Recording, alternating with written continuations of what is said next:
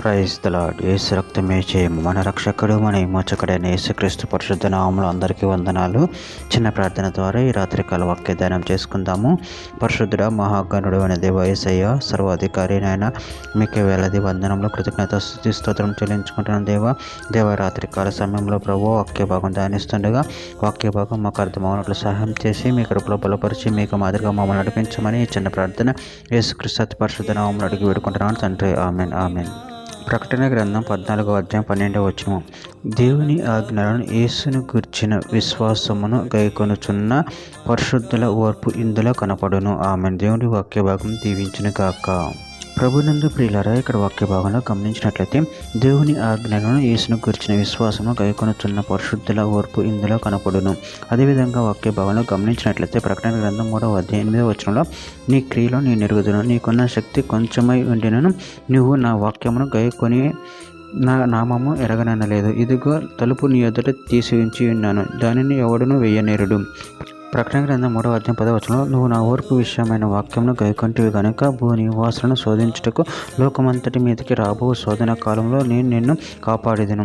రోమిలికి రాసిన పత్రిక 8:25 మనము చూడని దాని కొరకు నిరీక్షించిన ఎడల ఓపికతో దాని కొరకు కనిపెట్టేదము. ప్రకటన గ్రంథం 13:10 ఎవడైనా చెరపట్టవలని ఉన్న ఎడల వాడు చెరలోనికి పోవును, ఎవడైనా ఖడ్గం చేత చంపిన ఎడల వాడు ఖడ్గం చేత చంపబడవలెను. ఈ విషయంలో పరిశుద్ధుల ఓర్పును విశ్వాసము కనపడును.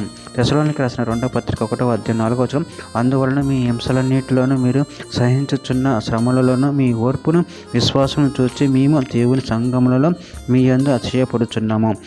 హెబ్రీయులకు రాసిన పత్రిక 6:12 మీ నిరీక్షణ పరిపూర్ణమగు నిమిత్తం మీరు ఇదివరకు కనపరిచిన ఆసక్తిని తుదమట్టుకు కనపరచవాలని అపేక్షించుచున్నాము. హెబ్రీయులకు రాసిన పత్రిక 10:36 మీరు దేవుని చిత్తము నెరవేర్చిన వారి వాగ్దానం పొందు నిమిత్తము మీకు ఓర్మి అవసరమై ఉన్నది. యాకోబు రాసిన పత్రిక 2:1 నా సహోదరులారా, మహిమ స్వరూపియగు మన ప్రభువైన యేసుక్రీస్తును గురించిన విశ్వాస విషయంలో మొహమాటం గలవారే ఉండకూడదు. ప్రకటన గ్రంథం 1:9 మీ సహోదరుడని యేసుని బట్టి కలుగు శ్రమల్లోను రాజ్యంలోను సహనంలోను పాలువాడిన యోహానును నేను దేవుని వాక్యం నిమిత్తము యేసును గూర్చిన సాక్ష్యం నిమిత్తము పతాసు దీపమును పరవాసినైతిని. చివరిగా ఒక మాట, యోహాను రాసిన మొదటి పత్రిక 2:5 ఆయన వాక్యం ఎవడు గైకొనునో వానిలో దేవుని ప్రేమ నిజంగా పరిపూర్ణమాయను. ఆమె. దేవుని వాక్య భాగం దీవించును గాక. పరిశుద్ధుడ మహాగణుడు అని దేవేశయ మీరు ఇచ్చిన వాక్యదాన్ని బట్టి ప్రభు కృతజ్ఞతలు చెల్లించుకుంటున్నాను తండ్రి. మీ ఓర్పు కలిగి నడుచుకునే వారు శక్తిని బలను మాకు అనుగ్రహించి మీ కృపలో బలపరిచి స్థిరపరచమని చిన్న ప్రార్థన శ్రామములు అడిగి వేడుకుంటున్నాను తండ్రి. ఆమెన్.